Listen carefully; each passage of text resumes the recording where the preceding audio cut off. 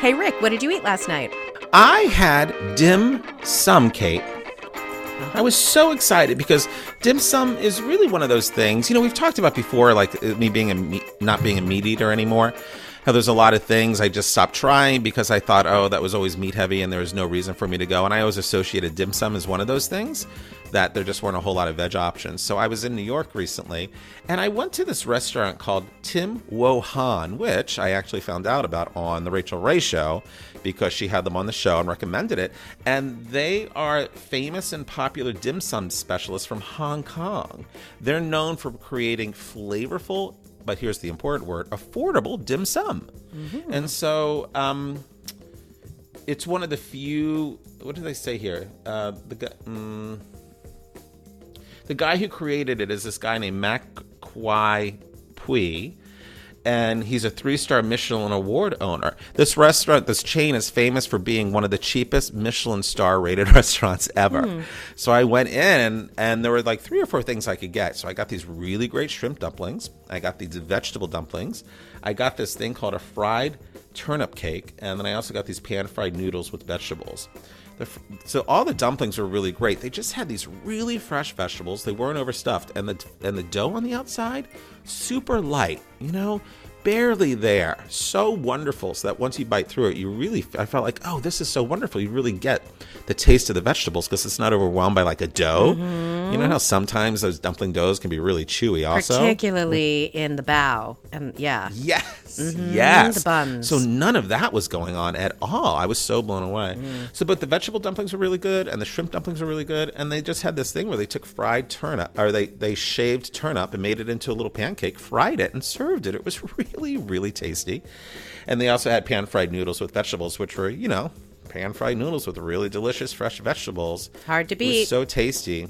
And I was just so happy because I'm like, oh, it's so great. Because particularly in D.C., I have not encountered a lot of dim sum that's vegetarian friendly or even, you know, has shrimp that doesn't have pork in it. So it was really delightful. So happy. Whereas I don't eat dim sum because I can't avoid the seafood. Once again, here we are. Jack Sprat. Yeah. Our conundrum. Totally. Yeah. We're the most awkward pair. Like, one of us doesn't eat seafood. One of us doesn't eat meat. Please have us over. Yeah. But we'll be really grateful regardless. The turnip thing reminds me of when I was in London this time with my mom and I took her to that really fancy Chinese place that I'm blanking on the name of, but that was so amazing, Ho Tung or something. It had this flaky turnip thing that was the most amazing and unusual thing I'd ever had. So obviously they're doing really interesting things with turnips in China. Yes, totally. That haven't quite made it over here in the mainstream yet. How about you? What did you eat? I made a really great pork loin that I roasted with rosemary and garlic and paprika, basically, as the main things. And I got it from Trader Joe's, and they've started selling this humanely raised pork. And I didn't even really want to buy pork, but I wanted to support Trader Joe's selling the humanely raised stuff, so I bought a pork loin. And, that's good of you. And it looked really gorgeous. It was this gorgeous little rectangle of meat, and it had a beautiful little fat cap on it, just the right amount. And it was the best pork loin I swear I've ever had. It was so flipping really good. Now, granted, I prepared it very well, but also the quality of the meat was clearly amazing. And it was interesting because I had bought another one not too long ago for some reason that wasn't humanely raised, and it was all right. But the difference was extraordinary. It really is so interesting. The crate-free kind of situation where the pigs weren't being, you know, abused. So it was It was lovely. So I made that, and I made an applesauce in my Instant Pot to go with it, like a chunky applesauce with onion and sherry, so sort of like a savory applesauce, really. And I made a delicious gravy with the OXO cubes, which, as you know, is my family's recipe for gravy, those things that we have to smuggle back from England. So I followed Mom's recipe for the gravy. And I'm salivating talking about it. It was so delicious. Well, I'm going to say it's one of those situations when you're talking about meat that I'm like, wow, wish I ate it, because that sounds really good. And it brings me back to this whole thing that I feel like when I was still eating meat, I wasn't eating good meat. No, you weren't. You know, you just and so weren't. I feel like I missed it, and that's a bit of a bummer. I totally get that. Well, who knows? When you're trapped on a desert island and there's no fish and you have to eat meat again, and we have humanely raised pigs. You know. When you're like, Rick, go get a spear and throw it into the water and catch fish, I'll be like, no, I'll just eat the meat. Exactly. Totally. I remember one time I made Carrie pork chops, and I bought, again, really fancy, humanely raised pork chops, and they were so good. And Carrie was like, what did you do to these? I'm like, nothing. It's just the pork. He was like, this is what pork is supposed to taste like? Oh, so how it funny. really is. I think a lot of people think pork isn't very good because it can be really boring and not super tender and not flavorful. So what's the point? That's certainly what I associate with it. Yeah, but if it's good, it is both flavorful and tender and juicy. And oh my gosh, it was amazing. Brilliant. It was Thank great. you, animals. Yes. Hello, and welcome to another episode of You Will Believe What I Ate Last Night. I'm Rick. And I'm Kate. And this is our ongoing conversation about food, health, weight management, and our endeavor to be and stay healthy in a really tasty world. With love, kindness, and compassion towards ourselves and others. So as you will recall, our last stop, Kate and Rick were in Brussels. What will happen? What will they do? Will they eat anything and talk about it? Now they've moved to Bruges, and it's possible they will eat more things and talk about them. And there may be more wine. It is conceivable. So, buckle in and enjoy hearing about our next stop. Then we went to Bruges.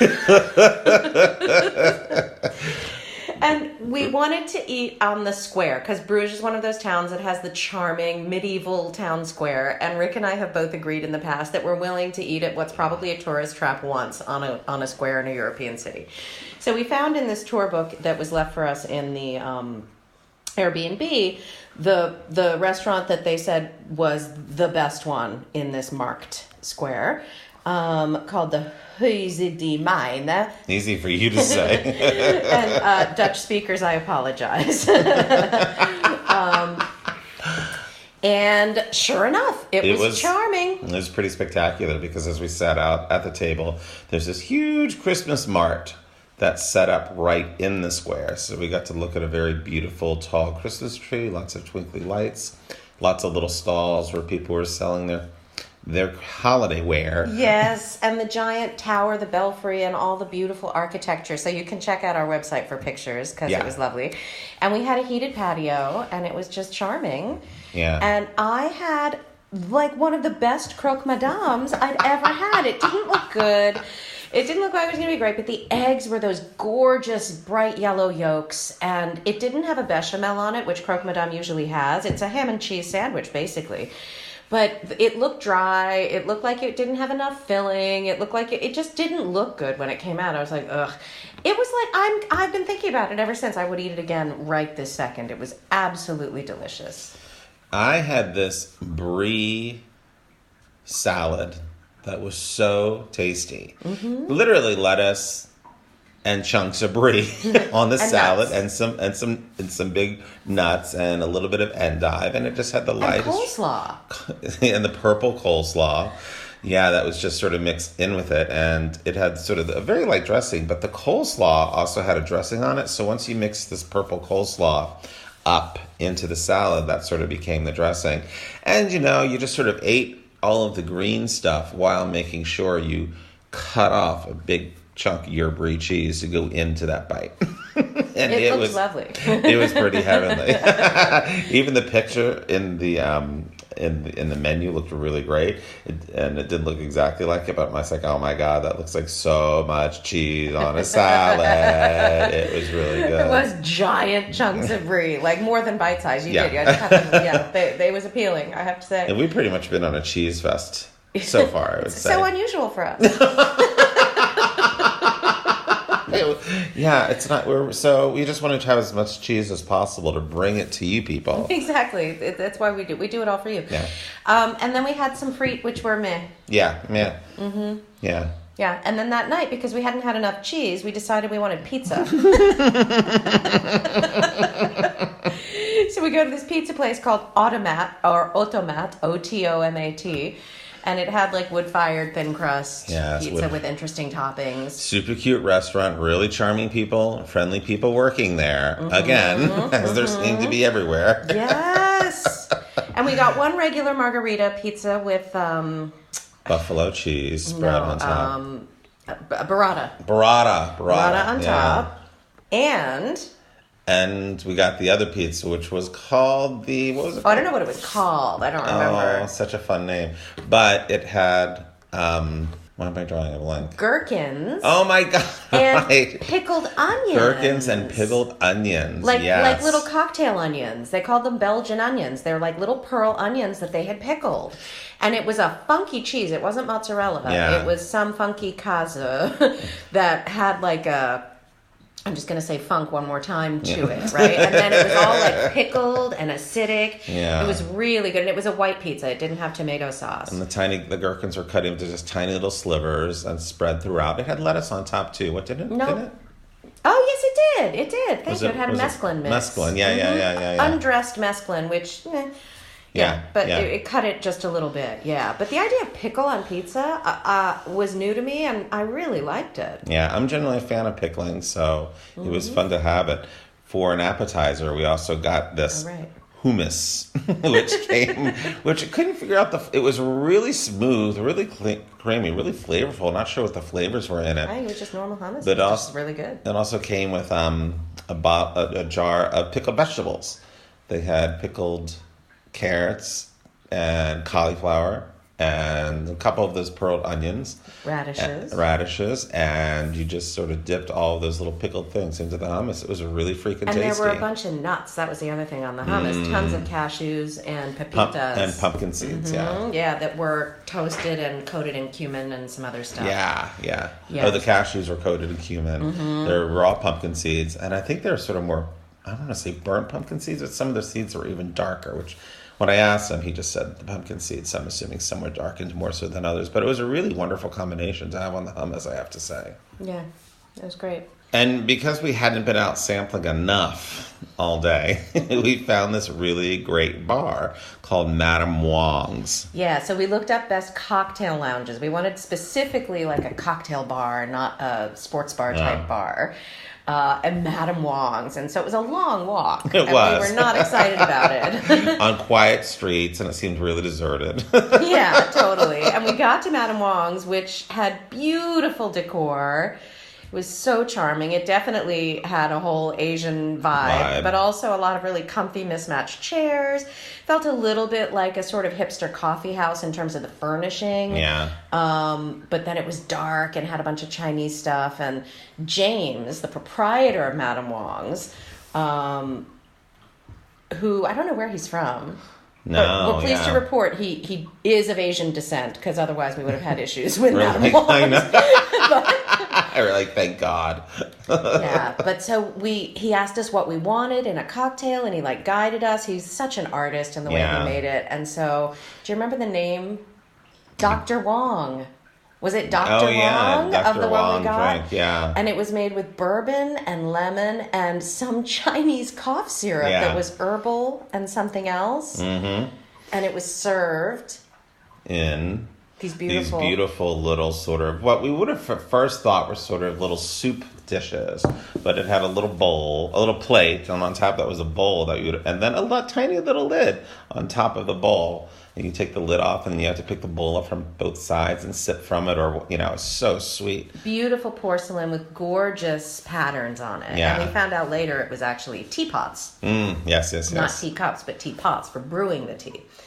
But it was lovely. And then we had one or two drinks there before the big birthday celebration. Well, the birthday thing is the thing. So Rick was chatting with the gentleman. I went to check out, pay out, and he got into a conversation. And somehow he started mentioning, I asked how late he was going to be open, and he thought he was going to be open a little bit longer because he has some friend that was supposed to come in for his birthday celebration. So I said, oh my God, my friend has a birthday celebration. In 25 minutes. It's like, that's why we've come on this trip. He's like, really? He's like, oh, I have a surprise for her. Because clearly what he was going to do, this drink he had prepared for his friend, he was not going to be able to do. And so he says, I'll do it for her. So Kate comes over to the bar, and I'll let you take it from there. Well, he says, "Do you have a tolerance for alcohol?" And I'm like, "Yes, I do." And he made a drink called a waterfall. And so it involved a lot of Sambuca and Kahlua and maybe something else. And it was in this martini glass. And then on top of the martini glass, he laid a bottle opener, like the flat metal kind that created like a shelf. Mm-hmm. And then he stacked a series of glasses, like I want to say 4 high, like really high up glasses. And then he poured, and he gave me instructions in a metal straw. I was to, when he said go, I was to let the straw slowly dip into the drink, and then I was to drink it through the straw as quickly as possible. But not till he said go. Right. So then he poured Sambuca over the top of the glasses and set it on fire. So it was a flaming waterfall. Yes. Which I then drank this drink really quickly through a straw and did not catch myself on fire. No. But my throat was a little burny for the rest of the night. And you had followed his advice, was to make sure all of your hair was out of the way before he lit the fire. Yes, totally. He's like, watch your hair. It was the most fun. It was so amazing and so unexpected and so lovely. So if you're in Bruges, hit up Madam Wong's. Yes. So then, it's my birthday, and I wake up, and I come downstairs, and Rick has festooned the Airbnb with streamers and balloons and happy birthday signs just everywhere, and it was so incredibly sweet. And the word of the day was festooned. Right. I just kept saying festooned.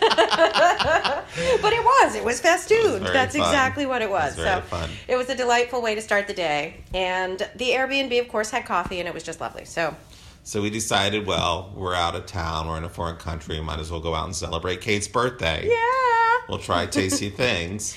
And, of course, as you know, the thing that I was the most obsessed with was the Frites.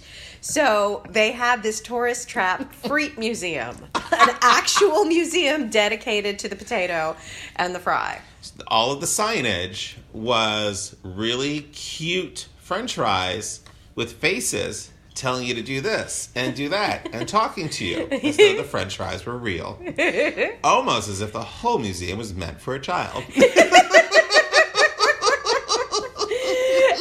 Whole displays on whole long things on mustard and salt. They were really pushing for things to talk about in the Frites Museum. Yeah. And I took a lot of pictures that we are going to post because a lot of them, we have several pictures of us buy person-sized French fries. Exactly. So it was fun, and in the basement, it was this really sort of weird vibe cafe. But we had some of the best Frites we'd had. They rivaled the ones that we had from the first place. They were totally, totally delicious. And we felt pretty proud of ourselves for not going back and getting a second portion of them after we shared the first one, because they were so, so good. And there were these 2 gentlemen down there just cooking them, and you could see the different steps that they were taking to cook them along the way, and they were all cooked super fresh. And then they had a ton of choices for sauces, and God, they were so full. I just remember wanting a whole nother one. Yeah. You were disciplined, though. You were like... Well, I knew I was going to eat more potatoes later in the day, so I was pacing myself. And we did find out that we could have gone back if we wanted just to go get more fries. Yes. Yeah, it was good. We did think it was a little bit of a ripoff that the fries were not included with the admission price to the museum, but they were inexpensive. Didn't we get a discount? Yeah, we got 40 cents off. Okay. But I have to say, of course, luckily, best fries. So if you're there. Oh my gosh. Yeah, it's worth going to the Frites Museum in Bruges just to go to the basement and eat the fries. Yeah, pretty much. Yeah. So after the Frites Museum, we needed to sit because we were so tired from looking at all the displays. And I was so tired of Kate making me get into the little childlike displays and take my picture, pretending to cook in a little fry shop. It's awfully cute. So then we went back to the town square, and we had prime location. Our Airbnb was just off the main square by a couple blocks, and they had just opened their Christmas mart. So this complete circle of shops, beautiful lights, Christmas tree, anything you'd ever sort of imagine in a European Christmas mart. And they had the best potato dish ever. Yes. So, but I think before that might have been when we sat on the square and had another carafe of wine. We did. And so one of the things that we love so much is that every restaurant has smaller, like medium-sized carafes, like under a bottle, like 2/3 of a bottle or whatever, half bottle of house red and house white wine. Generally very reasonably priced. And very good.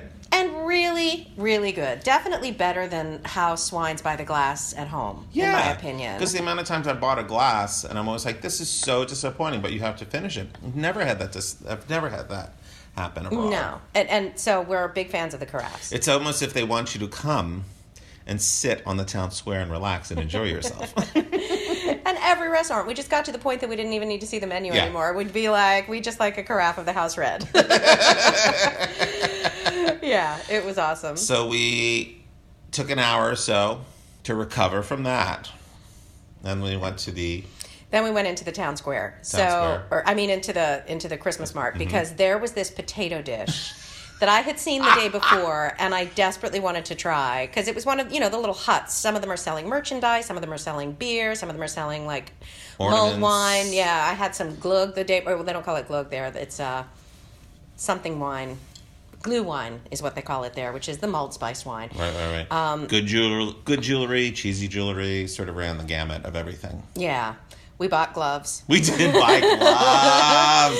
So that was awesome. I found the most beautiful maroon gloves, and they're lady gloves, because I always love how lady gloves fit me more so than man gloves. They're just so tight, and they're a little bit longer generally, because a lot of man gloves have all that fur at the sleeve that makes me warm, but not the lady gloves I've got. They're awesome, and I had tried that pair on first, and then I went for a different color, and then I was torn, and you got the one that I always got, so it makes me really happy.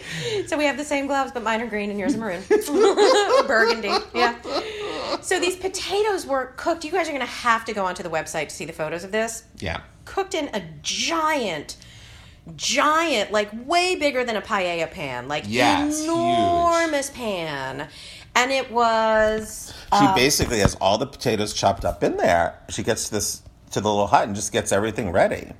Gets the potatoes in there. So the potatoes are cooked with... Here's the ingredients. It's butter, onions, parsley. I think that says cream. Potatoes, reblochon cheese, which is this amazing French cheese that Rick and I first discovered on our barge cruise when we had the 27 cheeses or whatever it was over the course of that week. And I actually brought the reblochon back. I liked it so much. Herbe de Provence, pepper, shallot, garlic, and white wine. So that's what... And there's some kind of bacon in there. I don't think that's listed, oddly enough, but... It was. It's definitely in there. I was picking around the bacon. Yeah, it was so good that Rick was willing to pick around the meat for it, because the rest of it was so tasty. And it's this big, as Kate said, bigger than ever paella pan, and she puts all the stuff on it, and then the cheese is the last thing, and there's just these long strips of cheese covering the entire pan, and she basically said she just... She said that's how it starts out. Yeah. She layers it in there, and it just sits there, and the potatoes steam, and the cheese melts into it, and then eventually it all gets tossed together. So you don't get chunks of anything. It's just all mixed in. It was amazing. It was amazing. And then, of course, you get it in a little plastic container with a little fork that you get to walk around a charming Christmas square. Exactly. It was so, so great. So those were awesome. And then that's when you got the beer. Yeah, I tried a local beer called Bourgogne de Flanders. And it was really good because I was desperate to try beers. And I definitely had 2 beers. And this beer was really dark. It was a local. The guy said, "Oh, you're going to love it." And it was one of those beers that was dark, but not super heavy. And Kate even tried it and liked it. Yeah, because if you listen, I don't like beer.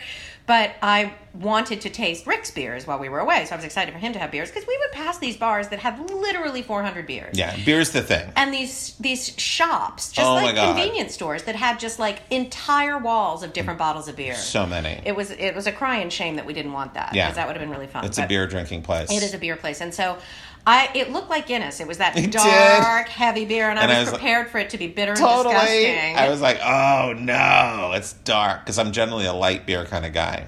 but it was light in flavor, light in texture, and it was sweet. It almost had a molassesy quality. Agreed, yeah. And I could almost have drunk it. If someone served it to me, I would have drunk it. Like, it was that tasty. Yeah, and that's the type of beer, like, I liked it. If I drank half of it really well. And I kept having a little bit more, but, like, I just need a little bit of that type of beer because of the sweetness and the heaviness and the darkness of it. But, boy, was that tasty. They also had this interesting system at that bar, because it's part of the Christmas mart, is you have to pay an extra €1 for your glass, but if you bring your glass back, they give you the euro back. So basically, it's a €1 deposit. So if you want to keep the glass, you can keep it for €1 because people wander away. And I'm sure they were losing all their glassware. Yeah, totally. And it's a cheesy glass. I forget what it had on it, something. It had the name of the beer on it. Yeah, okay. Yeah. And we toyed with it, but, no one needed to bring a glass home. It wasn't a nice glass, but it was a cool system. I thought, well, that's a good solution to that problem of losing all their glassware. Yeah. So then we went to the Chocolate Museum. Because we were finally replenished with energy. That's right.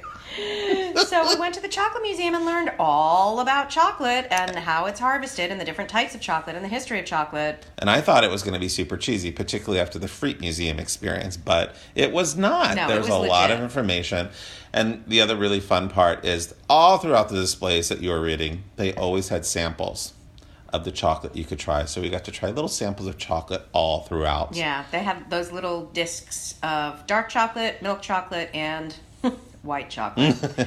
Your favorite. Yeah. I didn't even bother with that bullshit, but the dark was delicious and the milk was okay, but the dark was amazing. And they had a really great gift shop at the end. So definitely fun, definitely charming, right? Chocolate Museum was great. Yeah. By that time I was done and I'm regretting a couple things I didn't purchase in the gift shop, but I was just fed up and it was raining and I didn't feel I couldn't deal. How many beans of cocoa beans did it take to buy a rabbit? Oh my God, 10. Mm-hmm. How many cocoa beans did it take to buy a slave? 100. Yeah. That's what we learned because cocoa beans were so valuable. Yeah. Way to bring the room down. Way to bring the room down. It's funny, that's the one interesting fact like I didn't really know about chocolate and that I remembered. I mean, yeah. Yeah. So a human was worth 10 times as many cocoa beans as a bunny. I don't even know what to do with that. We're just going to have a sip of our drinks right now as we record. Oh, we could talk about bourbon. Oh, yeah. So, Kate... Because we're about to... I'm so sorry. Because we're about to head into the birthday dinner, so we finally got bourbon, so it's worth talking about. Okay. So, Kate and I really love Manhattans. We really, really do. One of our favorite drinks. So we landed in Belgium and we're desperate to get Manhattans, but it was really hard because really the only bourbon they had was Jack Daniels. Which, if you drink bourbon, is not bourbon. It is whiskey, but it is not bourbon. And quite often the restaurants also didn't have vermouth.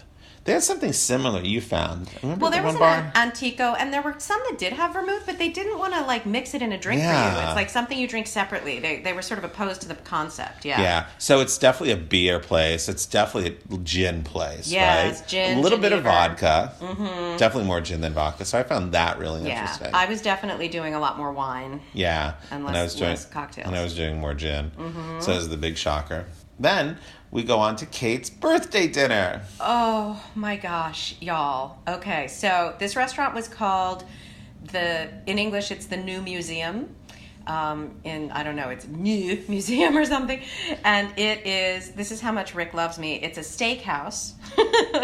But there was stuff on the menu he knew he was going to like. Like we checked it out and he eats at a lot of steakhouses for work. So he's used to it. And there's always something seafoody. And it just had the most incredible reviews, and it looked amazing. And so we go in and we sit at the bar because our table wasn't ready. And it was a 9:00 reservation. We're feeling very European. And we were feeling very special because there's a couple of times we walked in and we were like, we have a reservation. And people were like, what? Oh, you must be American. You made a reservation. Pizza place we went to, when we went in, the automat place that we said we had a reservation, she was like, oh. And she looked it up, she was like, oh, well, okay, we can't seat you. So funny. It was really funny. funny. Yeah. So anyway, so we had a reservation and our table wasn't ready. But we sat at the bar and they had Woodford Reserve. Finally. So after, we'd been dry from bourbon for how long? At least 2 days at this point, Kate? 3 maybe? Finally, Woodford Reserve. And we were trying to come up with a drink. We asked if there was vermouth. Not really. And then I was like, let's just do shots of Woodford Reserve. Well, on the rocks. On the rocks, yeah. Shots. We didn't do shots. We drank it on the rocks, yeah. Super, super nice. And really beautiful glasses. Yes, it was really nice. And they're very strict about the pours of liquor over there. They measure in the jigger. There's no free pouring in bars generally of hard liquor. And the bartender did the jigger and then an extra splash from the bottle. Yes. And he did say oops when he did that extra splash. So just so we know it was an accident. He didn't give us more than was legally allowed, allegedly. That's exactly right. It was a mistake because it is the law. That's why they do it like that. So we were like, thank you for making a mistake. We were grateful that he messed up. Now, the other thing that we were immediately struck with is when you walk in, there's tables, and then just to the side of the restaurant is the grill area. It's basically wood fire with this grill that maybe sat up above the fire, maybe 6-10 inches. Yeah, it was a metal, like a cast iron, wrought iron, whatever, like small, narrow. It was the width of one steak basically, and it was just long along this brick fireplace area with this metal grill sitting in it. And he's just putting wood there, then putting some paper in to get the wood to light and keeping the heat going temperate. And along this grill is where this grill master managed one steak after another. And listen, you guys know I don't eat meat, but we were also seated across from a refrigerator where they were displaying all the meat that they had proudly. Yeah. Because I think it looked so good. Like I was literally able to look into that refrigerator and be like, wow, that looks like good, healthy meat. And then you could just see the quality. Yeah, and then when I saw him just working all these different steaks, I was just mesmerized by it. He really, really is so skilled and so compassionate toward the meat. And so he was so helpful to me in picking out what I wanted because they had all sorts of stuff. They had ostrich, which I was not going to be bold enough to try. And they had other things as well, and lamb and stuff. But I knew I wanted beef. And so they had these specials. And the cuts of meat are different. The whole thing is cut differently than in the States. And so I was asking for a comparison. I said, I know that I really prefer a New York strip is my favorite cut of meat at home. And he was like, yeah, we can't really compare. We just cut them so differently. So I'm not even going to try to compare it. I thought that was amazingly interesting. Yep. And that has been my experience. It's true. So I asked a whole bunch of questions and he kept answering them. And then ultimately what I came down to was the fact that, in a really good steak, the fat is a delicacy. And these steaks, these cows, we also talked about the fact that the cows had happy lives and he personally knows the cows. And you're really good about when you order meat. You're like, I want to know that the cow was happy. I want to know that it ate well. I want to know that it played in an open field, perhaps, and got petted. And most importantly, was treated humanely, and that it led a cow life. It lived like a cow until its time was up. And he said these were mature animals too. They're not babies. He said they were 5 or 6. They know them. He knew the cows. He was like, I don't know their names. I don't need to know that. But he knows the farmers. He knows the farms. He knows all it was so cool. And the care that goes into it and how much respect they have for these animals and for the meat and for how they treat it. And as a server, he must have taken at least 5, 6, 7 minutes to talk to you about what you wanted. And so I was talking about the fat because the fat is a delicacy in these steaks. Some of them are reared to have amazing fat. And I don't care for that. I understand it's a delicacy, but I don't care for it. So I asked him about that, and he was like, oh, in that case, do not order anything from this page, which was like their special steaks page. And he steered me to the cheaper steaks. He's like, these are the leaner ones. These 2 right here are the leanest ones. And he steered me down by like 20 euros. Yeah. Because he's like, you will not be happy. And it breaks my heart to see people leave half of it on the plate. And so you want this one. And I so appreciated that. And I could see in the case the fancy one, and I was really tempted. And then ultimately I took his advice and it was the right choice. It was so good, so well seasoned, so perfectly cooked. And you got to watch him cook your steak. Yes. And as you know from previous episodes, that an open kitchen I really like because I get to be able to watch to make sure that no shenanigans are happening Rick with the likes to food. know there's no shenanigans. Yes. Because, like, if you're grilling out in the open, I think less weird things are likely to happen with your food. Yes. And they gave us, like as an amuse-bouche, when we sat down, this little platter of some kind of charcuterie. It was some kind of ham, and it was the kind that's cured and sliced paper thin, and there's like 5 or 6 little, bites on the plate. And I don't always like that kind of thing, because again, it's usually pretty fatty. But this was amazing. Amazingly well treated. So it was just delicious. We had a little house wine. We had frite, which I couldn't really eat much of, because by then... Oh my God, the appetizer. The camembert. Oh, God. Jesus Christ. How could we have forgotten this? It was, back it up, rewind, dial it back. It was, well, first of all, the bread. They brought bread and what I swear was the best butter I've ever had. And I'm a big butter person. That was good butter. And then we got the grilled camembert, which was a small wheel of camembert that they heated on the grill. Right on the grill. And it comes to your table, and it's literally sizzling, and jumping, liquid. So buzzing. You know how fondue or warm camembert is usually still like thick. It's still kind of not gummy. What's the word? But it still has viscosity to it. It's stringy. Yeah. This was literally liquid. Yeah. And it was it was sprinkled with some herb. They wouldn't tell us what it was. It was the chef's proprietary blend of herbs. I thought it might have been herb de Provence, but it was something else and some salt just on the top of it. And far and away the best sort of cheese dish I've had in a restaurant. Yeah. Because the way it was presented right from that grill, I mean, you see it come from the grill to your table. How awesome is that? Within seconds. I ordered the mackerel, and I was ready because he's basically, listen, here's the mackerel. You got to have the mackerel. I was like, okay, I'll have the mackerel. He says, but it's going to come to your table, and you're going to have to debone it. It's going to be cut in half. And I'm like, all right, I'm up for it. Because, I do like my fish. You guys know I tend to get fished out really quickly. But he brought this mackerel. Well, I saw him put it in this little grill thing that he just strapped the fish into. And it was grilled so slowly, which I think is why the flavor was so good. Because they were obviously arrived at the same time as your steak. And, I opened it up, and it was like the best mackerel I've ever had because it was so moist, so juicy, and super slightly seasoned, salt, pepper, and a little bit of lemon. And I chomped on that. I got all the way up towards the head of the fish, like I got up into the shoulder area, which is really sort of that juicy, fatty part of the fish. Right, and the fish cheeks. Yeah. You get in there to the cheeks, and I know that those are a delicacy, too. Dug it all out. It was impressive. Yeah. He was very impressive picking it off the bone. Yeah. Yeah. Did we do dessert? I think we were too full. No, I think we were too full. But this is where Kate and I really started to figure out one of two things. Either how quiet people in Belgium are, or perhaps how loud and excited we are when we're in a restaurant. So dialing it back to when he came over to talk to Kate for that 5-7 minutes, it was a really great conversation because I'm always impressed about the questions that Kate asks because she knows what she wants, she knows what she doesn't like, and I've seen her do it enough that I can get if the server is really interested in any of that and actually is knowledgeable enough to guide you. So yes. The minute he started to open his mouth, it was just a great conversation. So they had this whole conversation, and then he walks away, and then we realize the entire restaurant is quiet. Not a person was making a sound. It was silent. You could hear a pin drop. Yeah.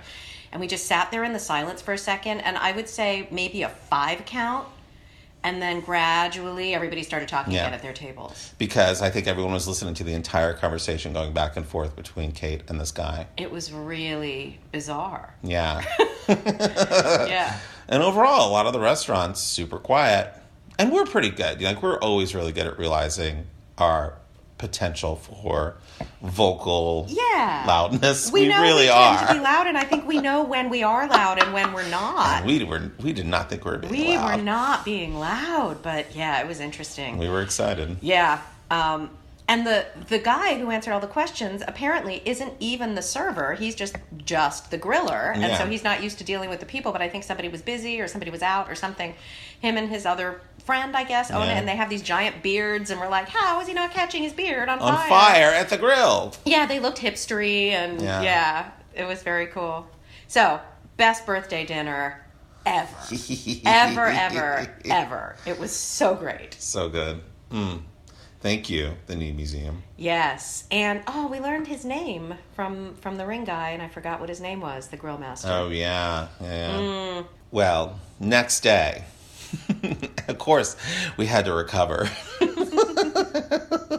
Because we were a bit taken by how wonderful that whole meal was. So we got up the next day. Nobody needed breakfast. No one needed breakfast. So we definitely lounged, took a little bit of time, then we went out. Then we had an 11 o'clock appointment, so we didn't lounge that much. Yeah, you're right. Because we had an appointment to make our own silver rings. Silver rings. Yeah, so this is an experience that came up on Airbnb. They're like, oh, here you are. You might want to try this experience. And it was basically this shop called the Silver Hand, run by this wonderful guy named Richard, where you go, you walk in, and you're going to come away making your own ring. We're both wearing our rings right now and looking at them. They're so nice. And it was really, really fun. Yeah. So preface the whole thing by saying, here's a guy, when we, part of the things when we talk about on this podcast is this whole idea of how do you stay healthy in a really tasty world. So someone like him, he's just doing it in a different way. He so loves his profession. He so loves the idea of what he does and teaching it to someone else and getting them to sort of experience the joy of making jewelry, which I'd never done before. Yeah, and he and his wife own this shop, and through the back of his shop, you get to his jewelry making studio. Yeah. It's really cool. Yeah. And they happen to be friends with the new museum guys. Yes. So, because we're like, we went to this amazing place last night. They're like, oh my God. He was like, that's my favorite place. We know those guys. So that's also something you can think about checking out if you're there. Yes. It was a great experience. I mean, you do everything. You engrave your ring, you bend it, you shape it. Yeah, you hammer it if you want it to be hammered, you polish it. You solder it to get the ends together. He was so patient and explaining everything to us, because it was the kind of thing that it would be so much easier for him to just do it instead of showing us how to do it. And we were there for 2 hours. He could have cut that experience down to like an hour just by doing half the stuff for us and be like, get the next crew in. Yeah, and it's a group thing, but luckily we were the only ones there, so we ended up having a private thing, which was just fortunate because no one else booked. Yeah, totally. So that was super fun. So we recommend that. And then he recommended a restaurant that happened to be basically across the street from where we were staying, called the Republic, where I had a glass of orange wine. That was fun. Yeah, which was very dry. Closest, as they described it, they said the best thing to think about is a rosé. It's closest to a rosé. It was super dry. It was good. Yeah. You had another beer? I did have my second beer. Yeah, I didn't remember the name of it, but it was. I just asked for a local beer, and it was a light beer, but super good. That one I could not abide because it was so bitter. Yeah. Yeah, it's funny because in color it was light. I would have assumed that the dark one would be agree bitter with and you. I wouldn't like it, but I actually liked the dark one and I hated the light one. So I'm always drawn towards light beers, and I'm always like, oh no, I can never handle the dark beers. They're going to be too bitter. Apparently. Who knows? We were mistaken. Well, things have come a long way since my youth, where I used to crack open Bud Light. Pabst. Pabst is still I still love a good blue pale. Is it Blue Moon with the orange slice? Yeah. And people laugh at me because that's like 15 years old. They're like, "Oh, that's cute. You like the Blue Moon." And we had these little toasts. Yeah. It was like open-faced sandwiches on this beautiful bread, and mine was a boudin blanc, a sausage, and it had this horseradish cream and little bits of some kind of pickled yellow vegetable, I'm not sure what it was, and some greens and some other veggie on top or something, but it was really lovely. I had the same type of thick bread. It was covered with the savory cream. Then, of course, it had mushrooms, and it had goat cheese, and on top of the goat cheese was a salad mix. Now, let me dial it back to the goat cheese. When I say it had goat cheese, it might as well have been an entire goat. How much cheese was on that. And this is another thing that I think is so interesting about Europe, is that if you order cheese, you get cheese. Yeah. They're not back there like measuring it to make sure, the profit margin. Like, if cheese is part of the dish, you're getting cheese. Yeah.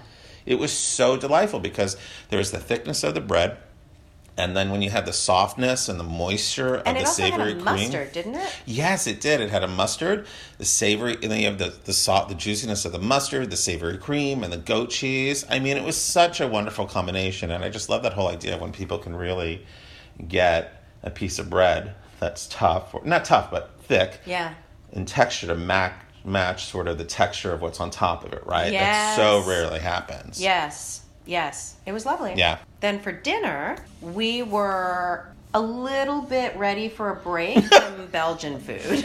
A little bit. So, because every single meal, I'm pretty sure, had been Belgian food. Well, a steak is steak, but whatever. So that was a break. But so we went to an Italian place around the corner, and I had a carbonara. I had a spaghetti carbonara, and it was really tasty. Yeah, and I had tagliatelle with truffle. And this whole truffle, when the truffle arrived, sitting on top of the pasta, it just made me think about this whole thing about the cheese, right? Mm-hmm. If you order something, they don't skimp on it. I feel like it's such a major component of the dish. And there's so much truffle that once you mix it in with that light cream, boy, was it freaking tasty. It was, because I've seen dishes with truffle quite frequently, and there must have been 25 pieces of shaved truffle. Easily. Black truffle, not white truffle, the expensive kind of truffle. And like large pieces. Yeah, large pieces. Yeah, it was shaved, like the way they do, like they take a whole truffle and then they shave it really thin instead of, it's slices. Slices, yeah. And there was truffle infused in the sauce, because I didn't taste the truffle itself, but I tasted the sauce, and it tasted like truffle to begin with. So there was obviously a whole bunch in there too. And it was not expensive. It was half the price of what it would have been here for that. It was so affordable. It was really interesting. So that was nice. Yeah, it was nice. And you had a nice chat with the guy, the server, about your family history in Sicily. Oh my God, yes. And that was also one of these things when you walk into a restaurant. I mean, this was my impression. You walked in, of course, we didn't make a reservation. Still, a table wasn't ready. So we had to wait a little bit. And, when you have a server, you see things, you think, oh, this is going to be a disaster with the way things are running. But it just turned out to be the best service ever, because this guy, obviously I assume from the way I looked, asked me where I was from, and he was Italian. And so we just had this great conversation about Sicily, because my family is ultimately from Sicily, and I had done this whole genealogy thing like a year and a half ago with my sister. So I talked about the islands that my grandparents had come from and his family. So it was really wonderful. And let's be clear, this is the other conversation we had about the servers in Europe, is that we're always impressed with them, right? Mm-hmm. Because it's a profession. It's not something that people are doing just to bide their time. They're actually paid way better here, in Europe, than they are here. And, and so I think there's a lot of pride in being a really good server, and I think they like it, and it's what they do. Yeah. And just how important that is to a meal. Yeah. Yes. Yeah. Yes, because we've talked about this a lot. Rick and I are good cooks, and so when we go out to eat, very often it's for the experience and the service as much as it is the food. Yeah. So it really is different there.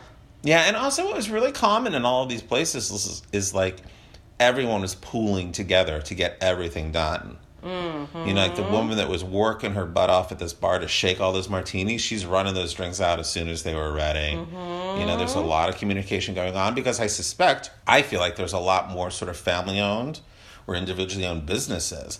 And so there's this sense that you all have to pull together. There's not these big chains that are out there that have this entire structure put in place of who's going to be bussing, who's going to be serving, who's going to be taking your order, who's going to be doing your water stuff, blah, blah, blah. Yeah, right. Kate, don't you think that was one of the most lackluster endings to a recording we've ever had? It was really sad. It's sort of like we just both got tired and stopped. Well, I think we actually had a dinner reservation, if I'm not mistaken, when we were recording. I think we had to go because we had to be somewhere. Yeah. So we just sort of stopped. So I know it was a little anticlimactic, but obviously we had an amazing time. Yes, we highly recommend it. So once again, when you're done listening to this episode, please rate and review us. Go down on your phone right now and pull up the little place where you can review our episode. Give us some stars. Give us some reviews. And as always, let us know what you think. Let us know where you've eaten. Let us know if you've traveled anywhere and if you've had any great dishes. Send them in to us. Post them. You can post them to our Facebook page. You could also send us an email at youwon'tbelievewhatIate@gmail.com. And, of course, follow our website, youwon'tbelievewhatIate.com. That was hard. Thanks, Kate. I know. We love you. Thank you.